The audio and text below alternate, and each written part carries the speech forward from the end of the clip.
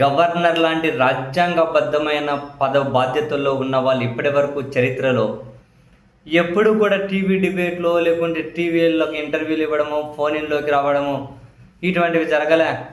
First time Tamil Nadu governor అట రాజేంద్ర అర్లికరా. ఈయన republic TV Arnab కోసం మీకు ఇంటర్వ్యూ ఇచ్చి రాజకీయ అంశాల మీద మాట్లాడుతూ ఉన్నారు. విజయ్కి ఎందుకు పిలవట్లా, ఎందుకు పిలవాలి, ఈయన వ్యవహార శైలి చూస్తే సీరియస్లీ దేశంలో ఉన్న అవార్డులన్నీ ఆయనకే ఇవ్వాలి, ఏమన్నా బిరుదులన్నీ కూడా.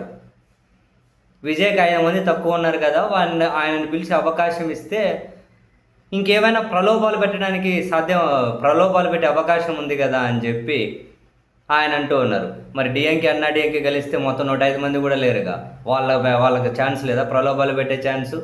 ఈ బత్తాయి చేష్టలు ఎందుకు, ఈ చేష్టలన్నీ ఎందుకు? ప్రజాస్వామ్యాన్ని, రాజ్యాంగ స్ఫూర్తిని, ఫెడరలిజాన్ని ధ్వంసం చేయాలంటే మీలాంటి వాళ్ళు చాలరా బాబు. సీరియస్లీ ఈ గవర్నర్ వ్యవస్థ అంటేనే అసహ్యం నాకు ఫస్ట్ నుంచి కూడా. గవర్నర్ వ్యవస్థ అంటేనే అసహ్యం.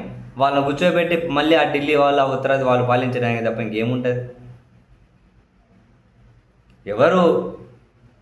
ఎవరికి అవకాశం ఇవ్వాలి, ఎవరి గురించి మాట్లాడుతూ ఉన్నారు చెదారం కాకపోతే. ఇక నేపథ్యం ఏంటని చూసాం. పిల్లోడిగా ఉన్నప్పటి నుంచి కూడా ఆర్ఎస్ఎస్లో తిరిగి గోవా అంట 2 సార్లు ఎమ్మెల్యే అంట, స్పీకర్గా చేశాడట, మినిస్టర్గా చేశాడట.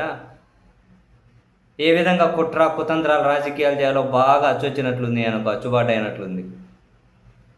అసహ్యం వేస్తుంది ఇట్లాంటి గవర్నర్ని, ఇట్లాంటి వ్యవస్థలను చూస్తూ ఉంటే.